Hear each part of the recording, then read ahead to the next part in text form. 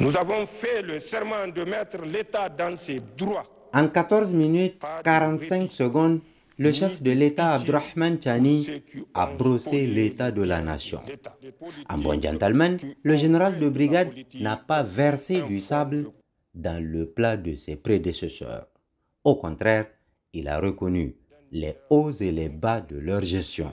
65 ans, c'est certes peu dans la vie d'une nation, mais le chemin parcouru nous a permis de réaliser de grandes œuvres et d'être confrontés à des défis majeurs dont certains ont trouvé des solutions et d'autres demeurent sans réponse satisfaisante. En revanche, le président du CNSP a fait un véritable réquisitoire contre les régimes de la Renaissance parce qu'en réalité, c'est d'eux qu'il s'agit quand on sait que dans ses précédentes interviews, le président Tiani a rendu un hommage soutenu à l'ancien président Feu Tanja Mamadou.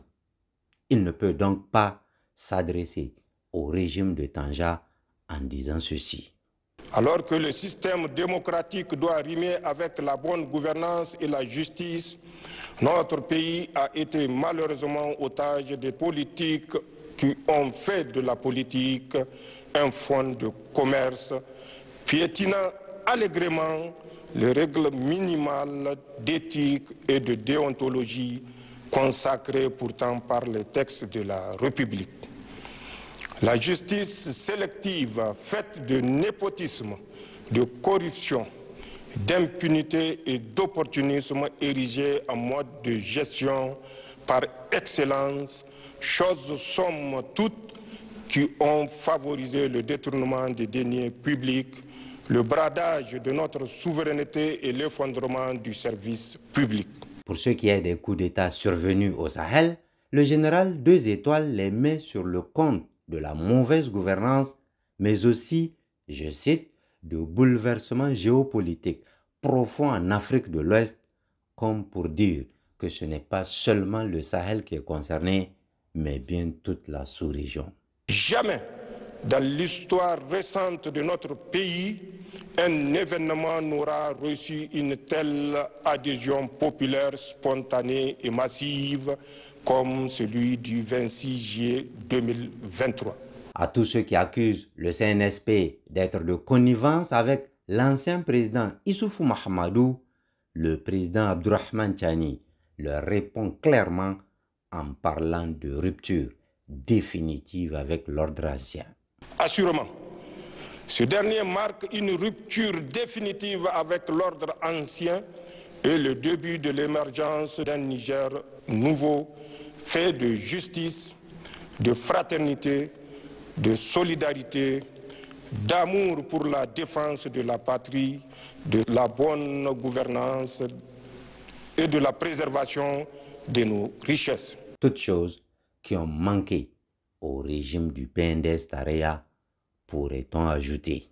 L'autre sujet sur lequel le chef de l'État était très attendu est certainement sa position vis-à-vis de la CEDEAO.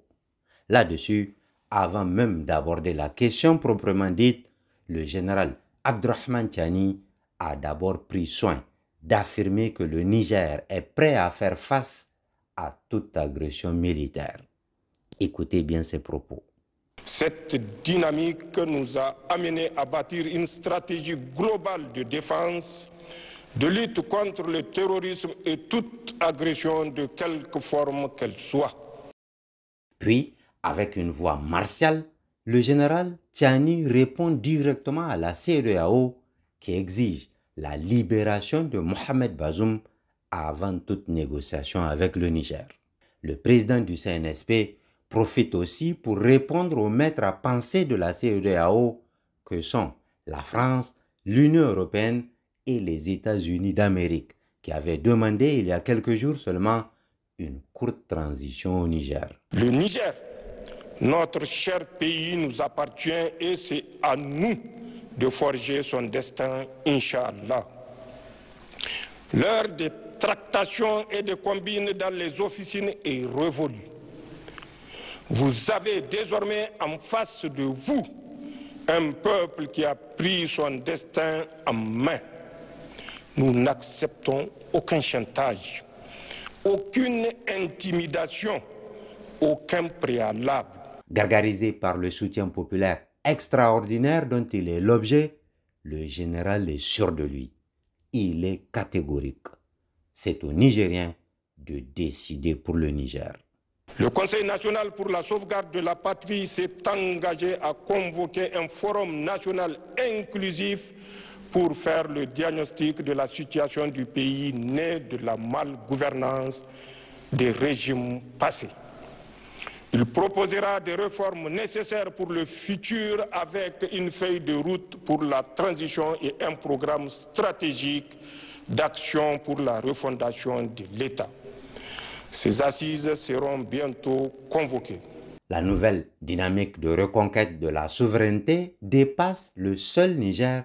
C'est une affaire de l'Alliance des États du Sahel AES. Et c'est sans doute pour envoyer un signal très fort qu'Abdourahmane Tiani a nommément cité ses homologues de Burkina Faso et du Mali dans son message à la nation. La matérialisation de cette lutte commune à travers la création de l'Alliance des États du Sahel prouve à suffisance que l'idée d'intégration chère à nos dévanciers n'était pas un simple rêve pieux. Aujourd'hui, avec mes frères Ibrahim Traoré, Assimi Goïta, nous sommes déterminés à écrire l'histoire d'une Afrique libre où les Africains vivront une vraie indépendance. Enfin, concernant la lutte contre la corruption, le président actuel de la République du Niger reste ferme et déterminé. Le fléau généralisé de la corruption est l'une des causes qui nous ont conduits à prendre nos responsabilités pour mettre fin au régime que vous connaissez. Nous avons fait le serment de mettre l'État dans ses droits, pas de répit, ni de pitié.